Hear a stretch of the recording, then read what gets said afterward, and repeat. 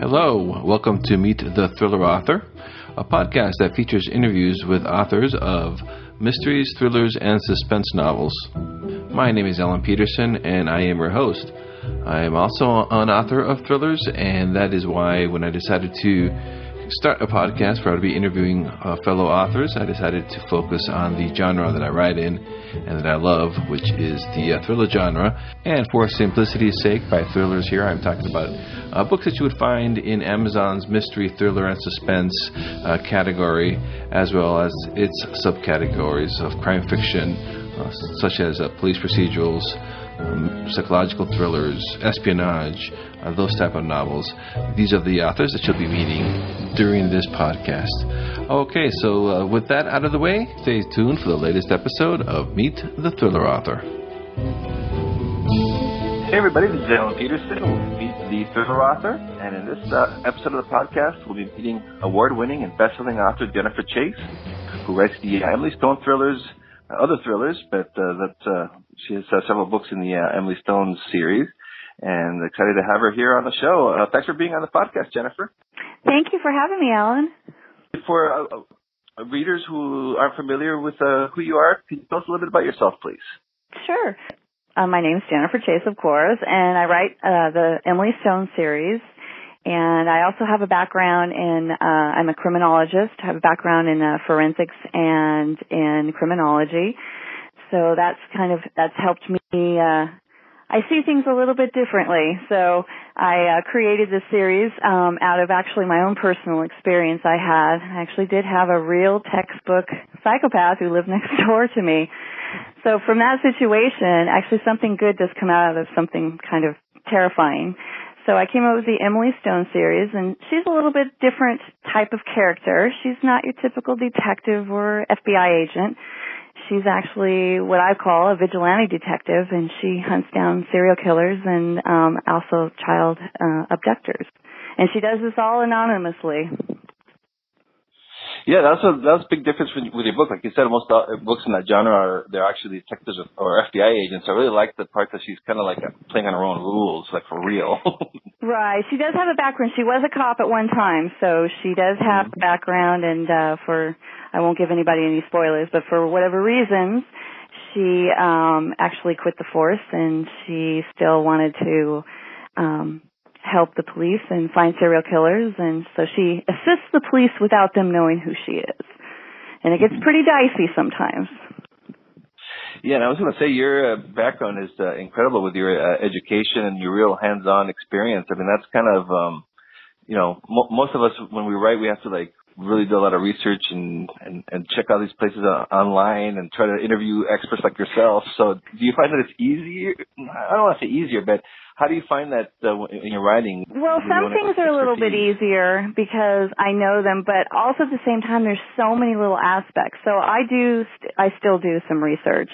And I know a fair amount of people in the law enforcement community. So if there's something that just recently I had to ask someone who knew a lot about coroner's job, and there were some things that I wasn't sure about. So I still do my research, but it's in my comfort zone, I think. I think that's what helps. I feel like I'm in my comfort zone when I'm writing fiction. And it probably brings a real realism to it, since you have the educational background compared to a lot of writers. It helps. It does. It really helps. And of course, then having that imagination is sometimes I have to kind of reel myself in and not get too out there. Yeah, that's going to be an interesting balance, because you have the educational background, but then again, it is fiction, and so you'd have to be exciting and thrilling and all that. So that must be an interesting balance for you. Yeah, there's that artistic bit. I mean, you still want to, follow things like procedural wise and what goes on, like say at a police department and what they do when they investigate a case, and they're the things that they have to deal with, from everything from lack of staff and politics and everything else. I try to keep that along the line of realism, but there's that artistic quality you got to throw in there. Why do you write thrillers? Do you enjoy reading them? It's always been my favorite. I've always liked mysteries, and the thriller part, I think, I've been such a big fan of I hate to admit, the 80s action film, 80s, 90s action films, I can't get enough of them. So I think it's that balance between mystery and the thrillers, the movie thrillers. And how long have you been writing? I've been writing most of my life, but actually, seriously, writing books, I published my first book in 2008. And I actually thought about it for a long time. It was the first Emily Stone thriller called Compulsion. I've written short stories. I've written screenplays. I did a lot of screenwriting early on, and I think that has actually helped me as a writer. People ask me about that all the time because, writing a screenplay is very, very different, but you have to really focus in and hone in on your action and your dialogue. So I think that's really influenced my style of writing. Yeah, I've heard that from other authors who've started out writing screenplays and then switched over to writing novels. And yeah, I never tried to write a screenplay, but it sounds like you really, to get the dialogue and keep things moving on. Looks like it's a very good educational background to have. Well, and I think it helps with your storyline. Sometimes if you don't have your storyline really, fleshed out and you know exactly what's going on, I think, the screenwriting, you have to be very specific because you only have a certain amount of time that you're telling the story, and I think it does help. It helps you kind of get more organized. Do you still write screenplays, or are you focusing on your novels? I'm definitely focusing on my novels. I mean, I love screenplays and movies, and I'm hoping down the road I would love to be writing an Emily Stone screenplay. Yeah, you never know. Like the Gone Girl. What was the name of Gillian? I can't remember the name of the author of Gone Girl. She did a great job adapting her own novel. Right. Yes, and that can happen, and and it's the same way with books. All the indie books becoming very popular. It's the same with indie movies. They're out there and in full force. It's not like a bad thing having an indie film, just like, as far as indie books. So there's a lot of opportunity, so you never know. I think you'll be seeing more authors, having their books, adapted into screenplays, whether they do it themselves or somebody from a production company will adapt it. But I think you're going to be seeing more. I really do. Yeah, it's exciting. Yeah, exciting times, that's for sure, in the indie world. And yeah, you're right. Movies, music, everything. It's really everything. Exciting. And there's more opportunity out there, and it's just amazing to look back at, just what was going on, like, say, 2000, and what the opportunities compared to are now. It's amazing. And that's really exciting because you're not in that. You don't have, like, okay, well, this is all you can earn, or this is all you can do. It's just, I think it's whatever you want it to be. And so who are some of your favorite thriller authors, and did they influence your writing? I think they do. I try not to, I don't want to copy anybody, but there's some awesome authors. I actually got to meet one of my favorite, which is Jeffrey Deaver. I'm actually reading one of his books now. I love people like Baldacci and Dean Koontz and, of course, Lee Child, anything where there's, that thriller element to it. But I don't just read thrillers. I do like good old-fashioned cozy mysteries, and occasionally I read something maybe in a sci-fi. I like horror. It's something I might think about down the road, more of the paranormal horror. So, I have to read a Stephen King once in a while. Yeah, it is good when if you're writing thrillers and you're reading thrillers. Like I said, you might need a break and just kind of read other genres as well. Sometimes I just like to pick up just a really fun, cozy mystery, where there's a dead body and there's an investigation, but it's just more fun. There's just so many great books out there like that. Yeah, I get those kicks too. Like I went last year. I got into Agatha Christie. We're going way back. Oh, aren't they fantastic to go back and read? I hadn't read them since I was a kid, and I'm like, these are really good. These are still really good. Like it's amazing. Definitely, and it's interesting to read all the different styles, and how that is so timeless. Really, her style. So, what inspired you to write your first book? Well, I have to say that my psychopathic neighbor was the one who inspired me.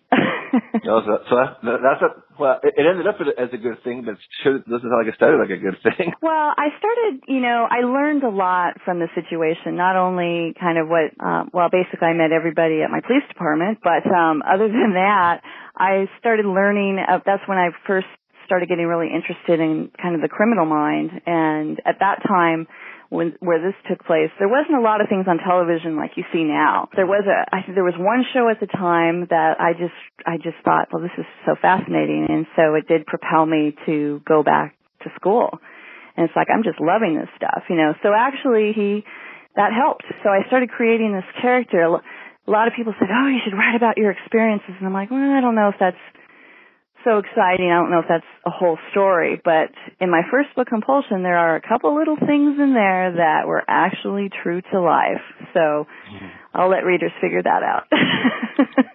Yeah, and I don't know what it is about the state that we live in, California, but it seems there's a lot of psychos and serial killers that are that have a history in California. I know. Well, there's a lot of people. That's true. Just statistically speaking. Yeah. Just the size of it. Yeah, you're right. But that's what makes it such a great, backdrop for my Emily Stone series. I have been thinking about, wow, it'd be really great to have her in another location, like even, in Europe or just somewhere else, So I've been kind of thinking about that a little bit. She's gotten away with in Dark Mind. She was over in Kauai, so that was really fun to write. And where does the stories take place usually for her? Usually in California. Yes. Oh, okay. Yeah. Sometimes, in fact, the one I'm writing now, she's kind of breaking the California boundaries a little bit and going into Arizona and places like that. So plenty to keep her busy. Yeah, exactly. How many books do you have in that series now?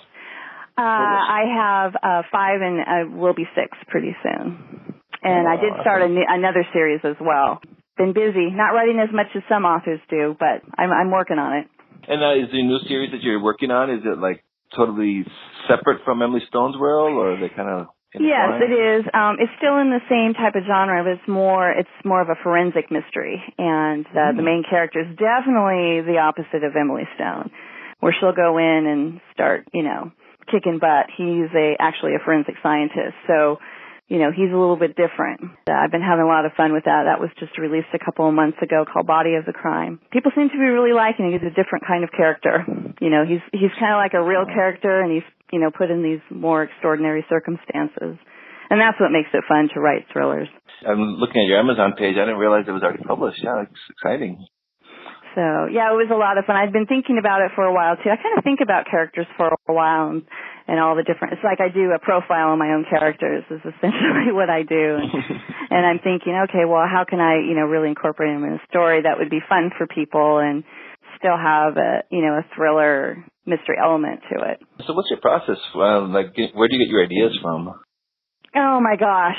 Once you start writing, if you write anything, you'll find that for me, it's not so much what you see like on TV or in the headlines. It's just little ideas will come to me, usually when I'm somewhere when I least expect. I could be out hiking somewhere, walking my dog on the beach, and certain ideas, I'll see something and it triggers.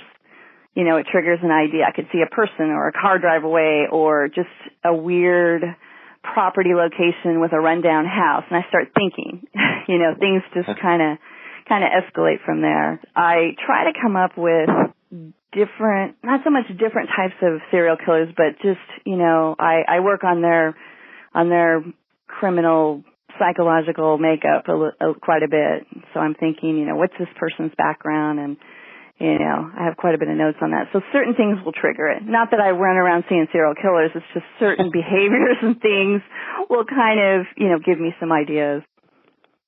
So you have a notepad with you all the time, where you or a little? I at least have a small one.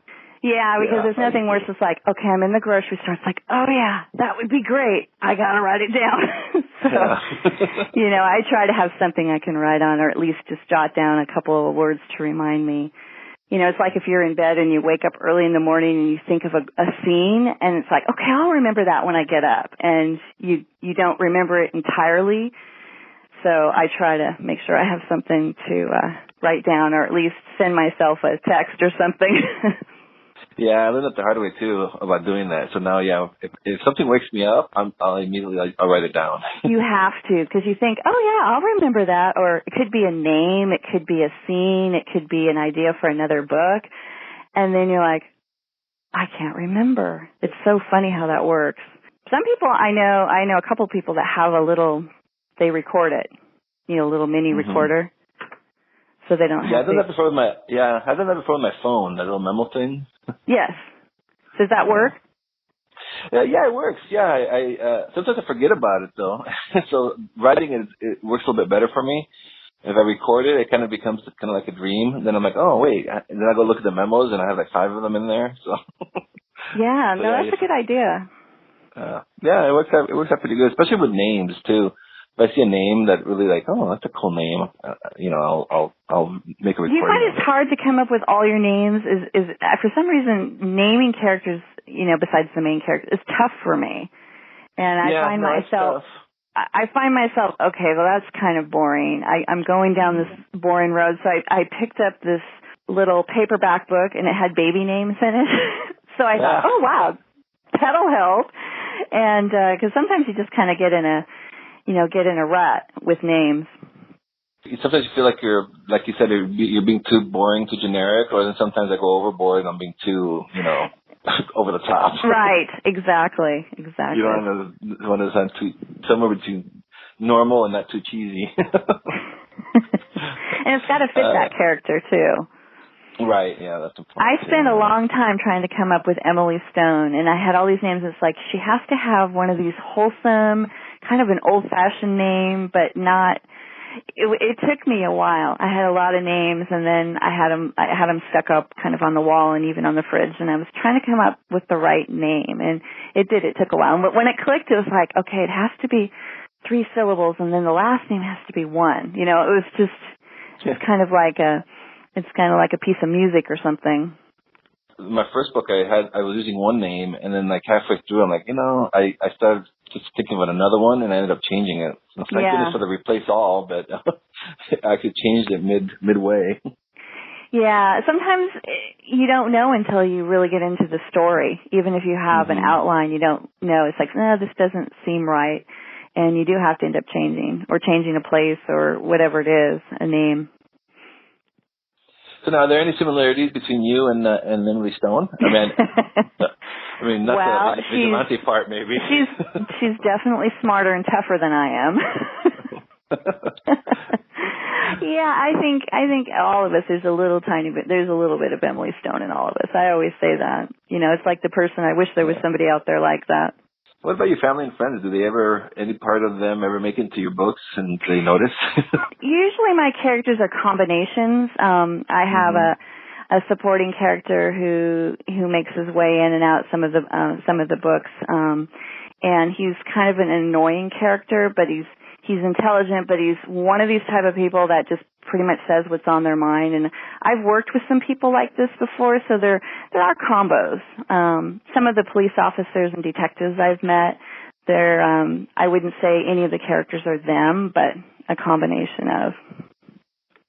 There's certain mannerisms and things that when you start meeting a lot of police officers who's worked homicides and different parts of the department, they have certain ways they talk and mannerisms and so I use those all as my little research little parts. And what's your writing process? Do you plot in advance, or you just kind of go? I do outline. One of my books, I actually did an extensive outline and felt like I spent a lot of time doing that. I didn't need to do as much outlining, but I do outline. I like to know, especially for the middle of the book, I want to make sure that, everything's progressing, where it's getting more and more, the stakes are, higher, things are becoming, more exciting. That way I can kind of see it. I'm a very visual person, so I don't want to look at pictures of what my characters look like. That's something that's really difficult. I don't want to do that, but I do kind of map it out. And I have lots of sticky notes on my desk. Pretty much. Those never go out of fashion. Yeah, and I do outline, the chapters, and sometimes they change. It's not like you have to do it this way. Sometimes things will, I'll go off another way. I can just see it clearer. And do you write in Word or some other? Yes, I do. Software? I write in Word. I know some people use some of these other software to help them, organize everything, and I like paper and Word. It just works for me, and my sticky notes, of course. So, what's your writing day like? Well, what I try to do, I've tried it many different ways, and what works for me, if I know I have to do something, whether it's a chore or an errand, it's hard for me to write first thing in the morning knowing I have to do these things. So I go crazy, get everything done, and I pretty much end up writing all afternoon and sometimes in the evening. So I leave mornings for appointments and errands, and I have a pretty high energy dog, so I take him out and training and, walking, and it just gets, so when I sit down to write, I'm more productive. Even if I write for only 3 or 4 hours, there's just more I do, knowing that I don't have all those other things hanging over your head. That's the tough part of being at home. Yeah. And no, that's a good idea. Just kind of get the errands and, get that all out of the way. And then you can just I used to write in the morning, but I found that I wasn't quite as productive. Some people, are just more alert in the morning, which is true if you're studying or if you're doing something else. But I just find that I'm on a relaxed roll, knowing that, I've got the groceries in, the dog's tired, the house is clean, and I can just write. And I write a lot more. Yeah, go do the errands before the traffic gets too bad. And that's the other thing. Anybody who lives in California or any big city, anywhere else, they know it's like the best time to do errands is in the morning and earlier in the week. Do you write every day? I try to. Basically Monday through Friday. Saturdays I kind of use for looking at what I have to do the next week, if I have to do research or if I'm writing. I do write short stories. Sometimes I just spend fun time doing that, but I do take Sunday off. And what about the non-writing stuff that's so difficult, marketing and social media? And I try to do that in the mornings as well. And sometimes it ends up on, like I said, Saturday is kind of my catch-all day where it's like, okay, I got my word count I wanted for the week, and this is what I need to do for next week. And the whole marketing part, I tell you, people don't realize that is a lot tougher. And just having the right balance. And what works for one person may not necessarily work for another. So it's kind of, you have to really sit down and figure out what you want to do, and if you want to spend X amount of money, or how much time do you want to do that. Because I would love to spend more time communicating with readers, and I feel really bad that I don't as much as I should, because they are, however, they're gold. They're why we keep writing. So that's one thing. I haven't quite figured out how to manage that time. And do you have a Facebook page and Twitter account? Yes, I do. I have an author Facebook page and of course Twitter account. And I do have a website blog, which you can find everything from that, which is authorjenniferchase.com. Okay, great. And of course, I'll have these on the show notes too for the listeners. And for fun, I actually had a small production company do a actual live Emily Stone, book series teaser. So that's also on my website. It's really fun. Video? I'm sorry, what was that? That's awesome. That's just like a video? They actually shot it. It was a real film. It was actually shot here in Bakersfield. It was.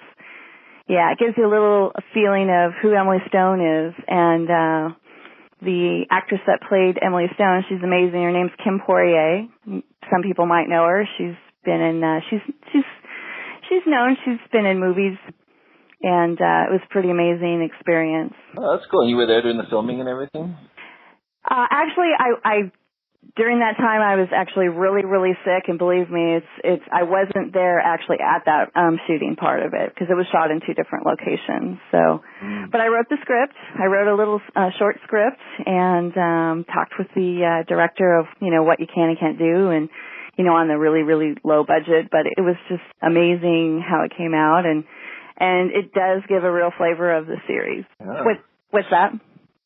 Yeah, I'm looking forward to watching that. Yeah, especially it's 5 minutes, a 5-minute video. Yeah.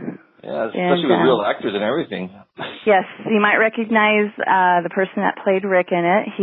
His name is Carlos Alazraqui, and he was in Reno 911. Plus, I love that show. Yeah, he's an amazing. He does a lot of voices, so he's a pretty amazing guy. He did a great job. What gets you motivated to put in the time to keep writing? We all have our good days and our bad days.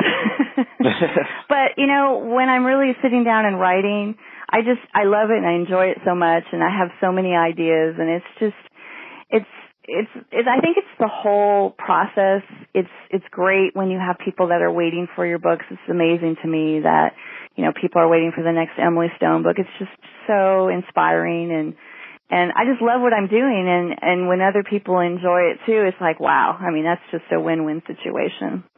Can you tell us a little bit about what you're working on now? I'm working on the next Emily Stone. It is called Dead Cold, and I really don't want to give too much away because I think she's got another big case, but you can read more about it in the next month or so. I'll be releasing information and when it'll be released. And I will be working on the next, in my other series with a forensic scientist, the second book in this series will be out probably not right at the end of the year. It'll probably be at the beginning of the year. Next year. And do you write the two series like at the same time, or do you focus on one and then the other? I try to focus on one at a time, and I'll be going back and forth. Sometimes things will come to me, and I'll make a lot of notes. And so when one goes off to the editor and I don't want to think about it anymore, then I'll start writing the other one. I don't want to write two at the same time, because then it's like, oops, wait a minute. Wait, who's the bad guy again? I just like to stay really focused. And that's easier for me to do, just on one at a time. So you said you still do find time to read. You mentioned earlier, like reading collages and everything. And you still also read thrillers? I do. I wish I had more time to read, because usually by the end of the day or in the evening, I'm pretty tired. My eyes, I get tired. And but I am reading Jeffrey Deaver, The Kill Room. Is what I'm reading right now. And I do spend time reading other nonfiction things that have to do with true crime and things like that. But those you don't have to read like from beginning to end like you do a novel. So I have a lot of books. My life is books. So what can I say? All right. Well, won't take any more of your time here. But before I let you go, is there anything else that you'd like to say to our listeners? Especially after this new series, I just really want to thank everyone who's supported me, read my books, who even share my tweets. It's just really been amazing, and I'm very, very thankful. All right. Well, thank you, Jennifer. It was a pleasure talking to you, and thank you for telling us about your work and your books. And it's been great having you on. Thank you so much, Alan. It was a pleasure. Thank you for listening to this episode of Meet the Thriller Author. You can learn more about this podcast and about future interviews over at the website at www.thrillingreads.com/podcast. And if you haven't done so yet, I'd like to invite you to subscribe to this podcast on iTunes. You can do it on Stitcher, or you can do it by email over at the website. I'd also like to invite you to join the mailing lists so you never miss an episode. And I'd also like to invite you to visit my author page at Facebook, Alan Peterson Books, and also my website, alanpeterson.com.